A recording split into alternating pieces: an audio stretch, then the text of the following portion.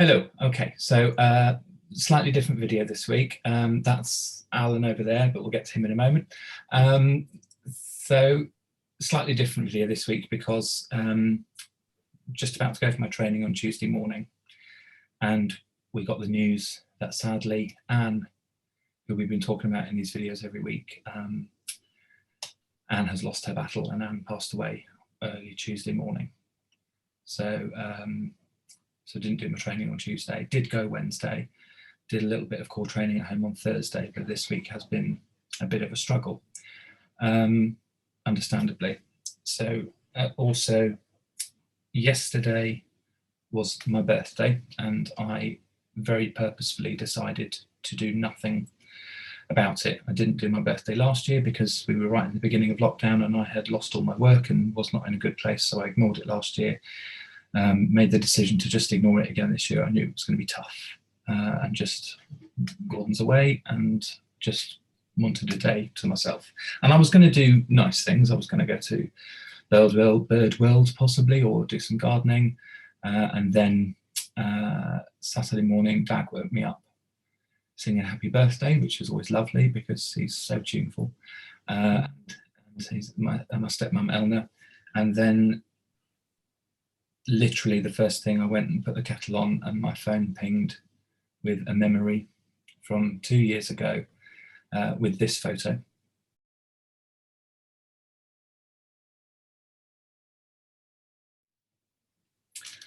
Which was 2 years ago, my 40th, when Mum turned up out of the blue at the front door, which she and Gordon had arranged a surprise, and they had clubbed together and bought me a digital piano.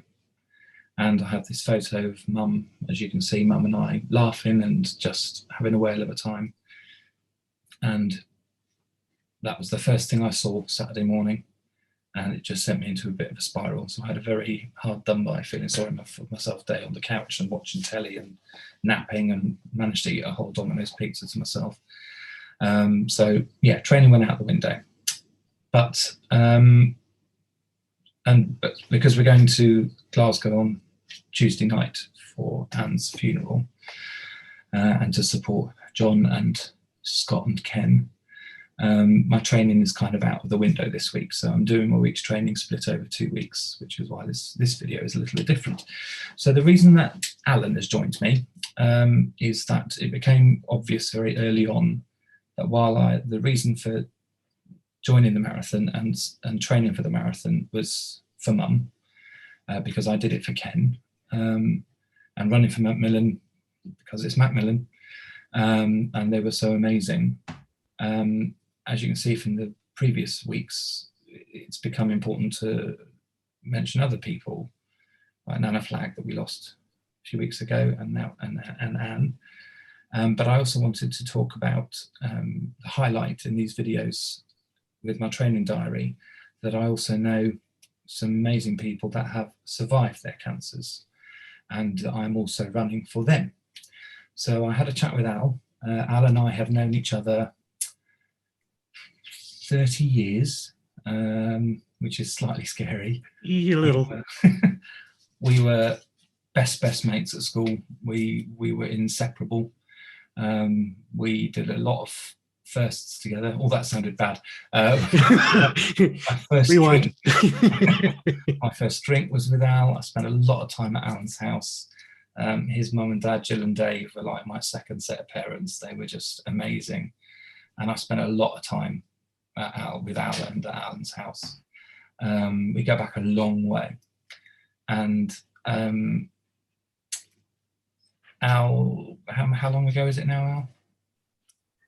Since I was diagnosed, yeah, 2019, March 2019, so just over 2 years. Just over 2 years. Yeah. So Al was diagnosed with testicular cancer.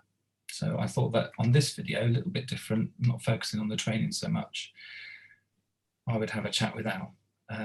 So just over 2 years ago then, Al, what made you go and get checked out? So the first indication I had anything was wrong was probably a month or two before that. I can't remember the exact time frame, but I do remember specifically when I thought something's not right was when we were down in Cornwall visiting my wife's parents. We'd been out for the day as normal. We'd gone for a long walk and everything was fine. And I woke up the following morning thinking, something doesn't feel quite right. I don't know what, but it didn't feel right. It was a little bit uncomfortable. Didn't know quite what to make of it. Anyway, we came home. Another week or so passed. I'm thinking this is not getting any better. I'd done the usual things you should do. I had a good sort of, for want of a better word, rummage around and just trying to see if I could find any lumps or anything else. And I couldn't. Nothing seemed untoward there really. So But I thought textbook. this wasn't a textbook. There was a like lump. Yeah, exactly. There was no lump that I could feel. There was nothing. But I thought, well, I better find out what's going on. Clearly something's not right. It's getting uncomfortable. So I went to my doctor, told him what the symptoms were, what had happened. He had a check himself and decided that he couldn't feel any kind of growth or tumor there either. But decided in the end that it was more likely an infection. So put me on some antibiotics, sent me packing, off you go. So just in case sort of anyone's watching this and just happens to be going through the same thing, was it just sort of a soreness or a tenderness, or it was sore and it was a swelling, but there was no lump, there was no tumor as that I could feel. It was just things that one of them felt like it was getting bigger, and as a result was getting more uncomfortable. Right. There was no, when you're told to examine these things, you're told look for a lump, look for bumps, look for something that feels wrong. He didn't have any of those symptoms. It felt wrong. Clearly, it was larger, but there was nothing that gave me that kind of, oh God, what could this be? Is this a lump type situation? Okay. And clearly, the doctor couldn't see anything either. So I was on the antibiotics for a week. Nothing had changed. During that first week, as it turns out, the doctor had, as a precaution, booked me in for an ultrasound. I didn't know that. I had it the day before I went back to the doctor. Basically, it was a letter dropping through my letterbox saying, you've got an ultrasound in 10 days time, whatever it was from that letter. And as the antibiotics hadn't kicked in, I thought, well, I better go back to the doctor and see what's going on, because something, at this point I was expecting the antibiotics to have kicked in. So I went back to the doctor. He had another check, still thought it was an infection. We clarified that I had the appointment anyway for the ultrasound.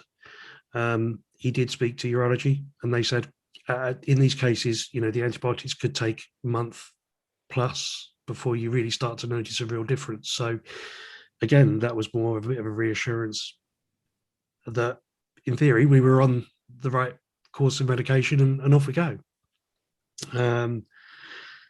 So fast forward another week or so, I rock up to the ultrasound at Salisbury Hospital, expecting this just to be okay, off you go, everything's fine.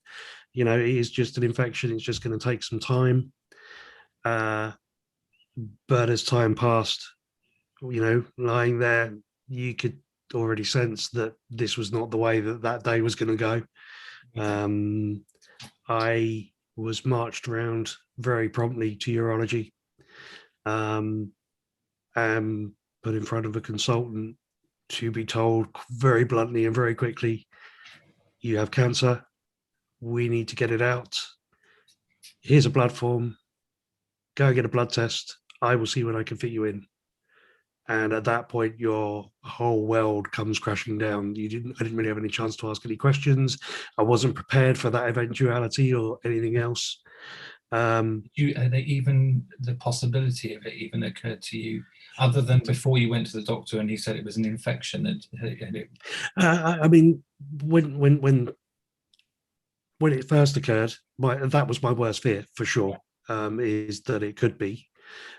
But and no matter how much they tell you what to look for when it comes to these things, you are kind of conscious of the fact that you might not be knowing really what you're looking for. I got more hope when the doctor said, no, I can't feel anything either. And, then you start to feel a little bit of relief of, well, they must know what they're looking for. I don't necessarily.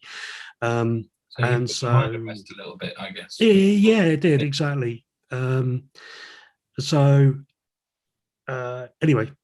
blood test done. I went back. I was basically told at that point, I can't fit you in for the next few weeks in a scheduled session. I want you here at 7 a.m. tomorrow morning, and we will put you under and get it removed. I remember you telling me this, and I remember being really shocked that this was 3:00 in the afternoon. Yeah. So you would had the just to ultrasound. be absolutely clear, you've gone for your ultrasound that morning. Yep. That afternoon. That afternoon. Effectively. So you basically still at your ultrasound appointment.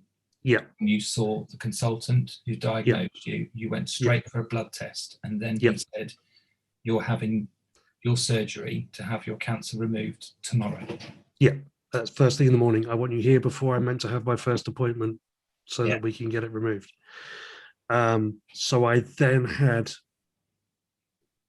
the biggest whirlwind I could possibly imagine of trying to inform. I had to drive straight to, ironically at some level, the doctor's surgery where my wife works, to inform her that I had been diagnosed and that I was going in for treatment tomorrow morning.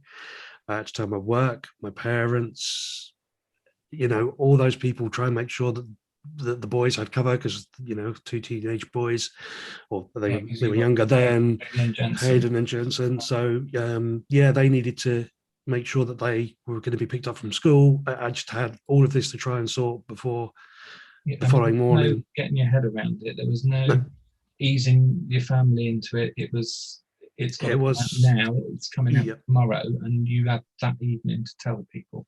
Yeah, basically, and then come to terms with it myself as well. Really, that I can't imagine that it was all happening this quickly, to have gone from that. I think if I'd not gone through the phase of it's possibly just an infection, maybe it might not have hit quite so hard. But to be honest with you, as soon as you hear the word cancer, I think anybody's brain just automatically fears the worst, and you unfortunately latch onto that. But yeah, like you say, very quick then. So in the following morning, had the operation. There was then a process of going for scans and various other things. They wanted to see what extent the cancer had spread, if it had spread. So I guess nothing, because the operation happened so quickly, you had no indication of where else it might be. No, none. I mean, it was a case of we know where it is at the moment. They could see from my blood levels that the markers in my bloodstream had risen. Now, what they couldn't tell is that just because of the cancer where they know it is, or has it got elsewhere? Long story short, after a couple of scans, they found that the cancer had spread to some of my lymph nodes in my body, and I was referred to University of Southampton Hospital for further diagnosis and treatment. So how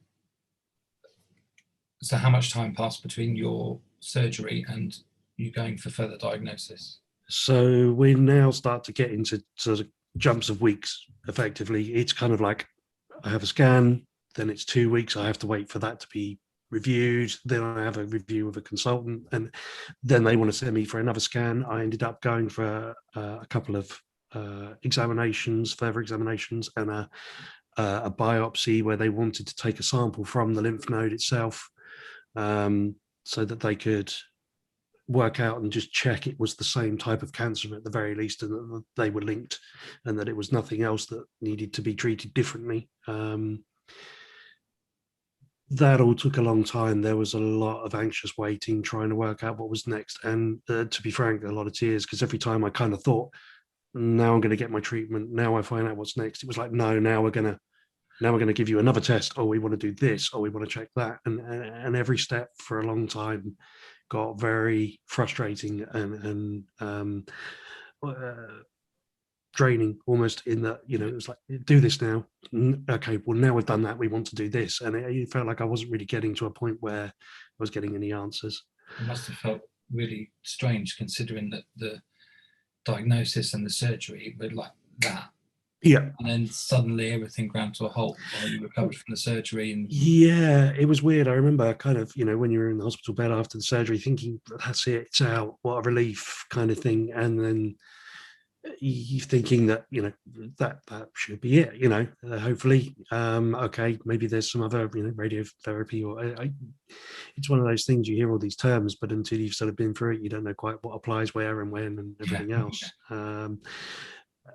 But in that hospital bed, it was that sense of relief. Then I slowly, over time, became a sense of frustration and everything else, as I kind of then had to sort of work through all these various scans and everything else. And the waiting was the worst bit in some ways. It was always like waiting that next 2 weeks for a review, or the next 2 weeks for the next scan, or anything else. But we got there. They worked out it was definitely just those lymph nodes. They didn't seem to have spread much beyond that, but obviously needed treatment. And so then I was booked into a 6-week course of chemotherapy. So how long after your diagnosis was this? So we're now into the, it would have been 2 years ago yesterday, effectively. So it would have been June. So I'd gone the March to the June, not really knowing, going through these various scans and everything else. A good few months. And then, so then it was a case of, well, here's your treatment plan. It was, sorry, I said 6 weeks. It was 9 weeks, 9 weeks of chemotherapy. It was basically 3-week cycles. So there was the first week of each cycle, I'd had to go in and have, on the first couple of days, the best part of 6 hours of chemo, with the last day of that session of that week being just a couple of hours. And then 2 sort of top-up doses, if you like, on each week after that, just a 1 day sort of 1 hour session, and then we'd start the whole cycle again. And then that kind of went on for the 9 weeks. I mean, you never know what to expect, and going into that kind of thing, I mean, you hear so many things of, your mouth tastes like metal, you're extremely tired and everything else. And they're all true. I'd never wish that really upon anyone, just having to go through that process. But I went into it, and I kind of got to that phase that was the point I wanted to get to. I wanted to start that treatment because I thought that was, I needed to get shot of it. I needed to, and that was my real only chance of making sure it was out of my system and everything else. So it's also in the common vernacular as well, isn't it? That what people understand about being treated for cancer, it's like part of our vocabulary now, isn't it? That I'm diagnosed with cancer, I'm having chemo. Yeah. But chemo is different for everybody. Exactly. I mean, speaking to one of the nurses when I was going through it, I think they had something in the region of 100 different variations of chemotherapy alone, ignoring all the radiotherapy and that kind of thing. And that could include different drugs or different treatment plans, or, different doses and all kinds of things. So, it does make you very much aware that this isn't just a one-hit cure for everybody or every single type of cancer. They're obviously working around these things and have different treatment plans for almost every scenario. And it was also interesting,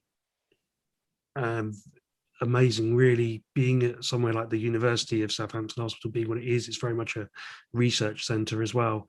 The amount of people going in that were there as part of either research plans, potentially on a placebo, but going through the process of seeing how different treatments might be had, or people that you could see were going, into like more of a research section within the oncology unit that were going in for different types of blood tests or that kind of thing, and were very much part of the way that the hospital was not just, you know, treating patients, but trying to understand the way that the treatment plans are working and to come up with new treatment plans over time. So it's a constant development thing. But yeah, that was long days, especially for the long treatment. You know, when I was on the big hits, I'd have to be in at 8 o'clock in the morning to have blood tests done. They needed to make sure that I was fit as I am, healthy, and that I was able to have the treatment before they could then release the treatment. I would then be not in the chair until 1, maybe 2 o'clock in the afternoon, possibly out of the hospital by about 8, 9 o'clock in the evening following my treatment. Then I need to go back in the following day for the next bout. What amazes me, though, and I've said this to you before, knowing how bad Mum was on her chemo, that all the way it made her very, very sick. Yeah, you couldn't function at all. You worked while you had your chemo. Yeah. So on the big hits, I would obviously be off the Wednesday, Thursday, Friday.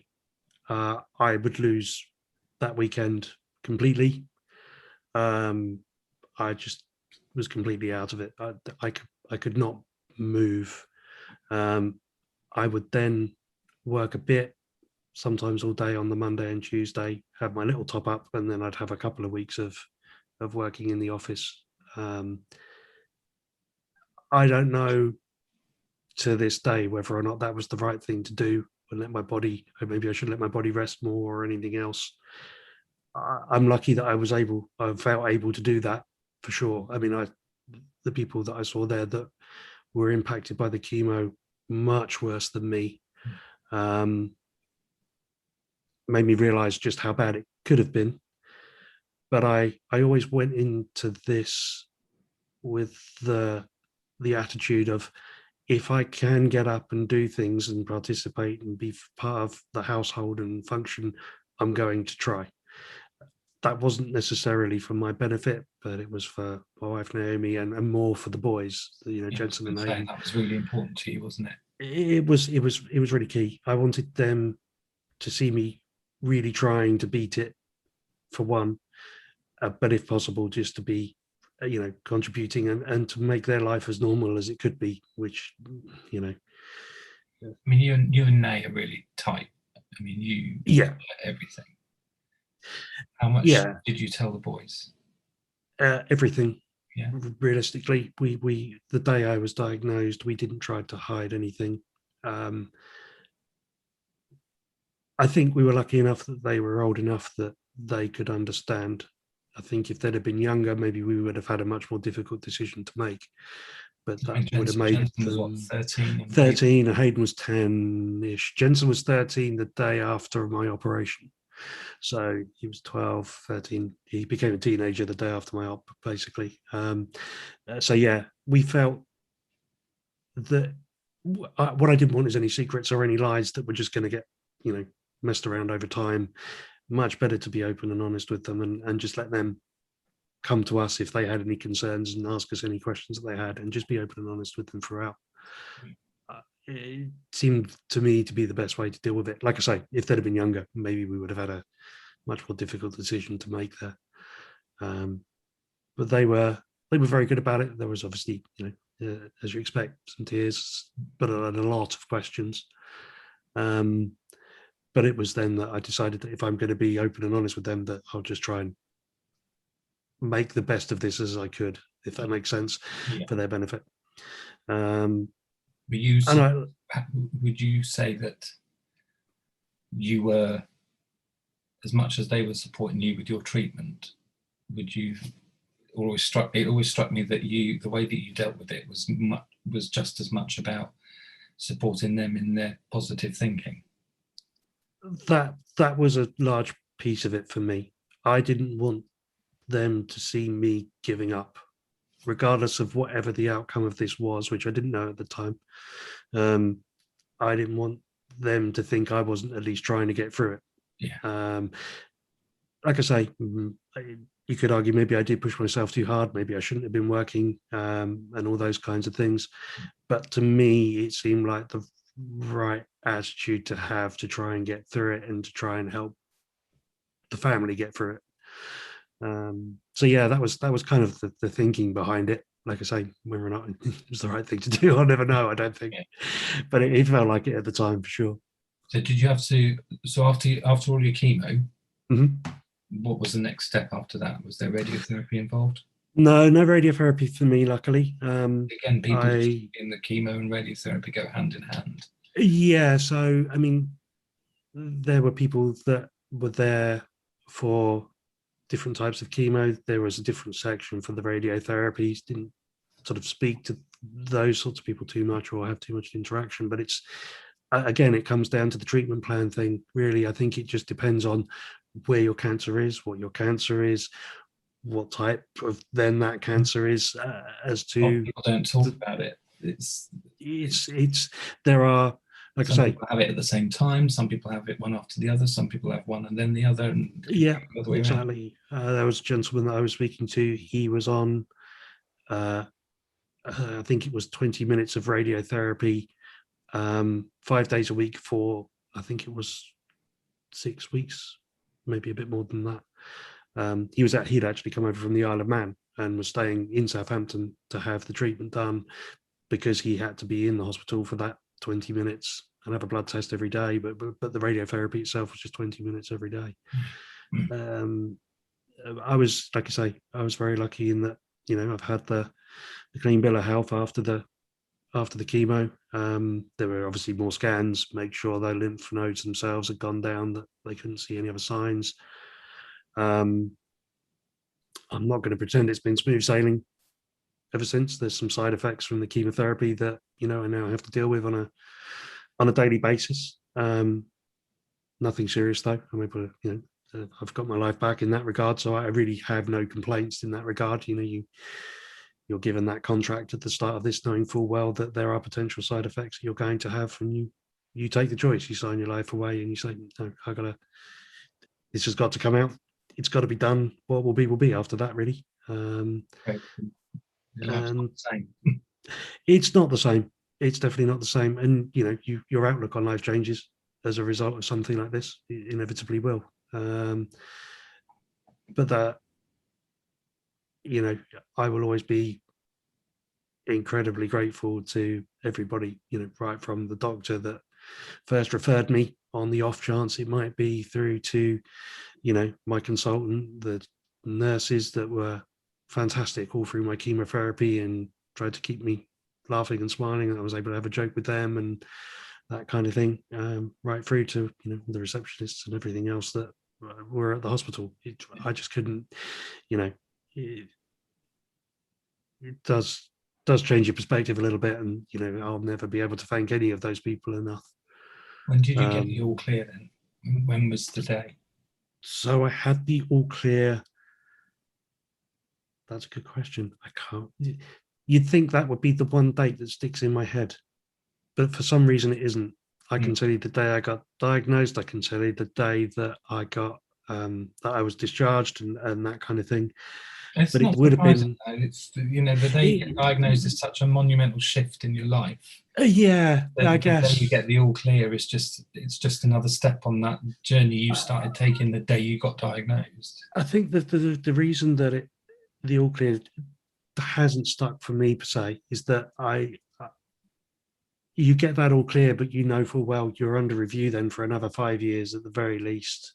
I'm still going through regular blood tests. They're still wanting to speak to me at the moment, every 3 or 4 months, to see how I'm doing and to see how I'm progressing. And that it does mean that while you've notionally been told you're fine and you're all clear, they're monitoring me for a reason. I think the statistic I was got is there's a sort of 1 in 10 chance that it could come back or that it might develop into something else. So, when you think about it, it's still not great odds. They're much better than I had. It's there.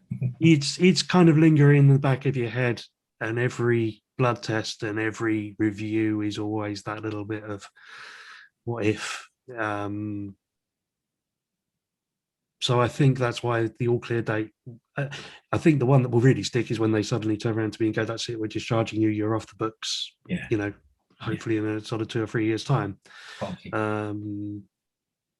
I think then that's the date that will stick. But for now, it's ever present. It's something that, I'm not thinking about it daily or anything else, but it's still very much part of my conscious, life. In that it's something that I still can't say goodbye to it just yet. Yeah. At what point in your treatment, or was it after all your treatment finished? Because you lost your hair on your chemo, didn't you? Yeah, I did. Yeah. But you and your boys and Dave, your dad, you all did the braid the shave. Yeah. So we found out during my treatment that Nay's auntie had also been diagnosed with cancer, much more aggressive form of cancer than I had. And so we did a number of things for Macmillan. We did with both sets of parents, so my wife's parents and my own. We arranged some sort of they did like a bake sale thing, so we coffee morning with all the cakes, and so we set all that up and we did that locally.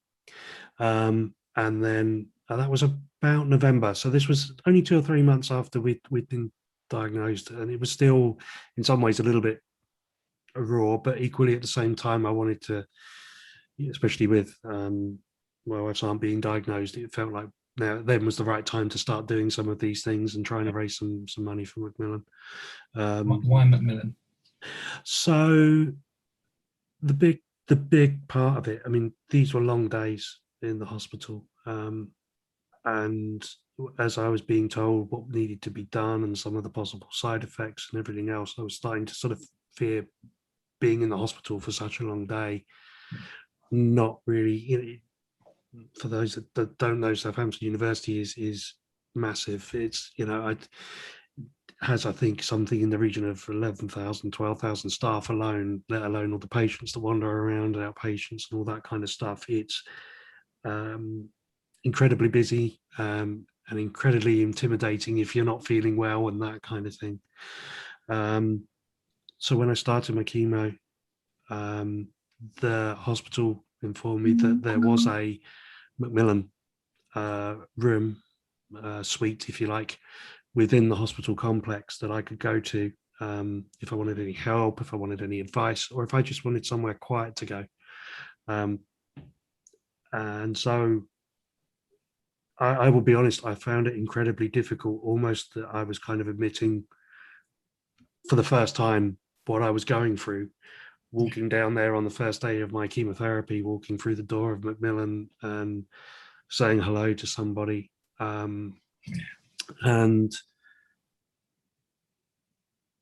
I can never thank them enough either for the support that they gave. Now, that it was the little things, just having somewhere quiet to go and be able to, at the start of my chemo, after a blood test and everything else, I would treat myself to a cooked breakfast in the cafe, but then I had several hours to wait. And then it was just nice to be able to go somewhere. There was a comfy sofa away from the hustle and bustle and all the noise and everything else, and feel like you're in that hospital environment, just to go have somewhere to go and sit down in a quiet area overlooking a garden, and I could, take a book. They'd bring me, offer me tea and coffee and biscuits and that kind of thing. And just something as simple as having that space where I could go and it feel quiet and sedate and take my mind off of what was coming later that day was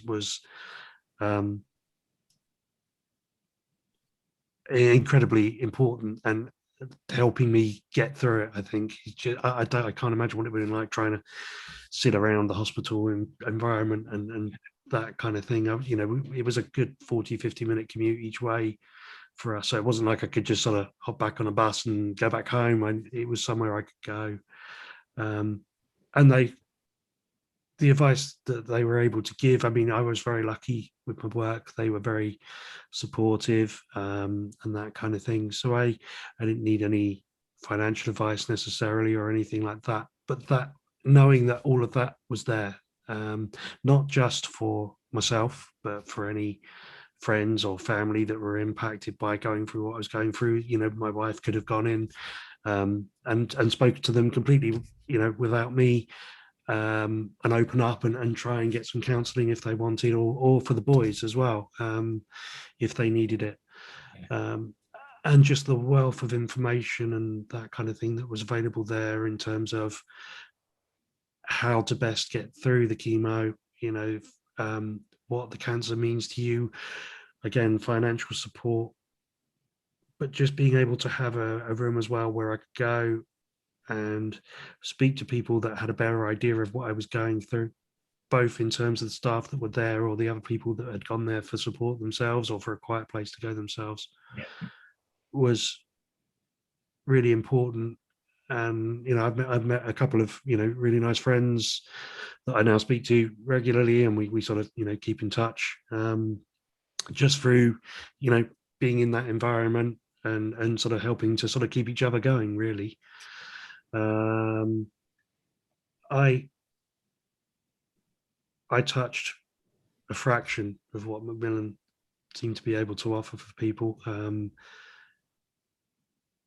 and just seeing how much they were helping people the whole time I was there, the amount of advice they were giving. I mean, they even had, you know, cookery books of people that, like myself, that lost their taste for a while and that kind of thing, or that would help through through the treatment phase. You know,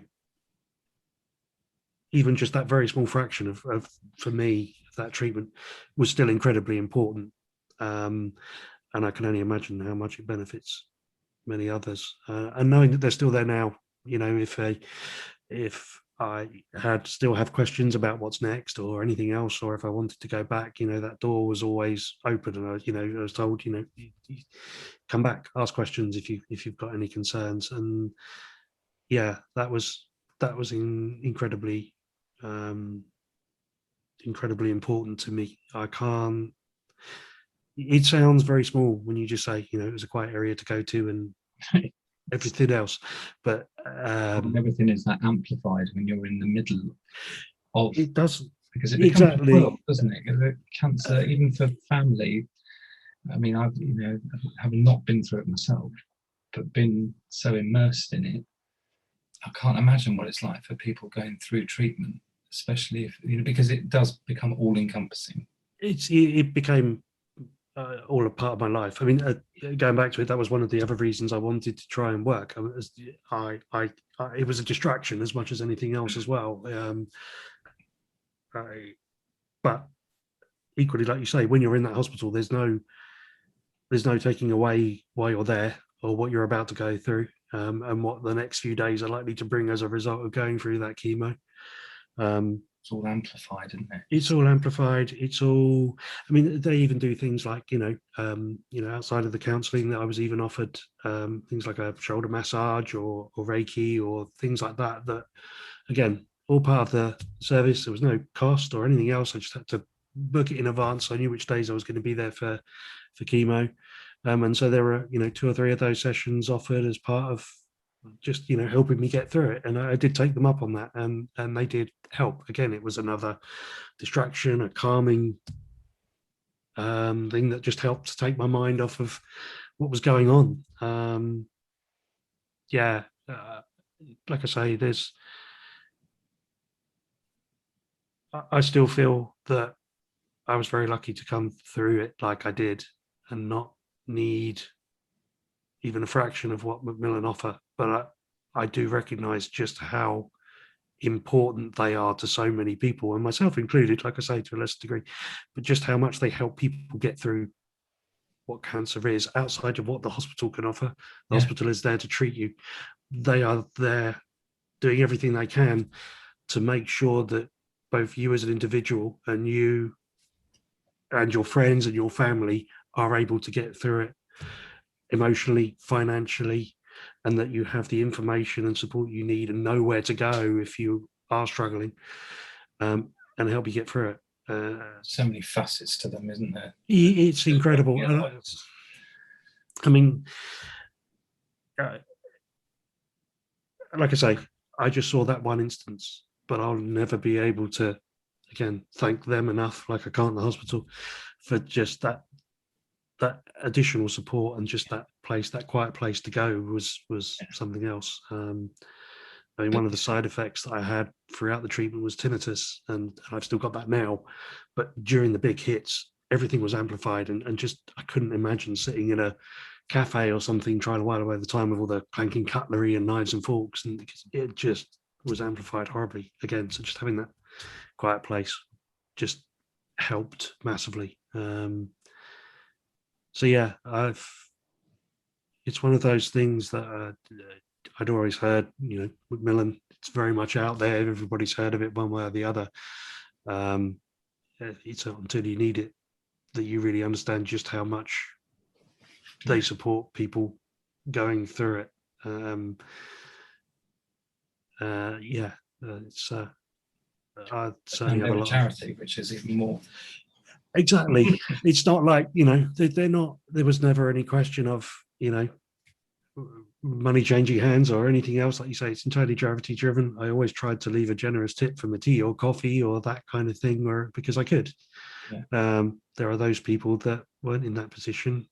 And it's one of the reasons that, I'm so incredibly proud of what you're doing to raise money for them. I can't thank you enough. I am certainly not in a position to watch a marathon, let alone run one. So, I am looking for ways to try and,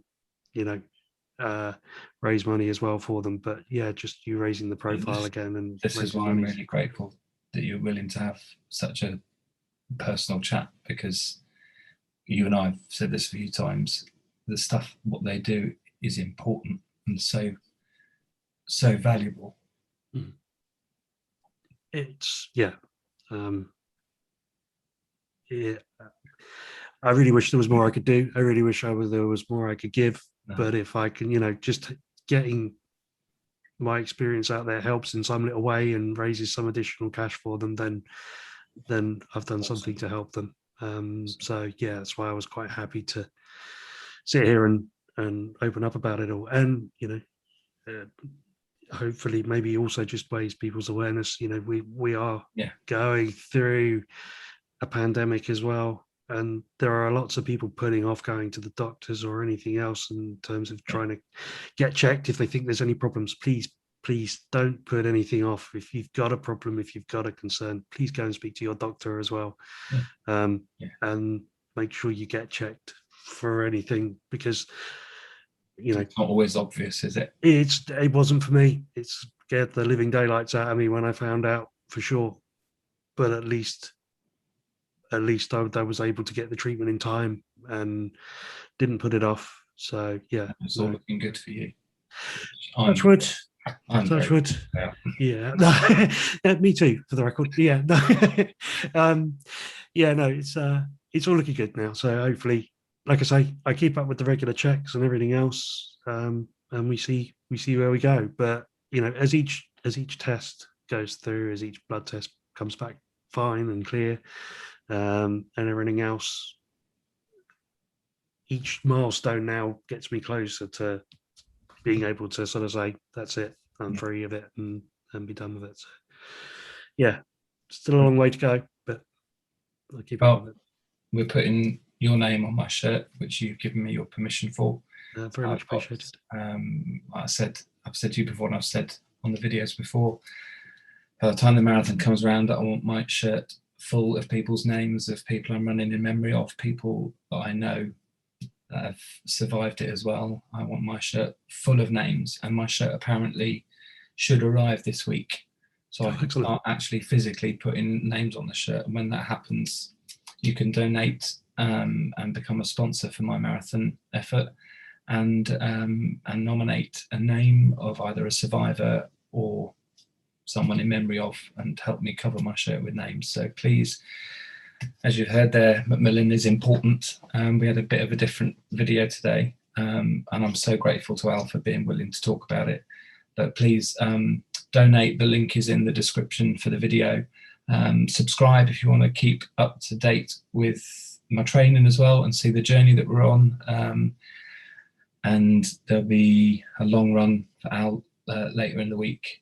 My long run is in Alan's name this week. And then another friend of mine, Darren, has agreed to talk to me about his lymphoma journey.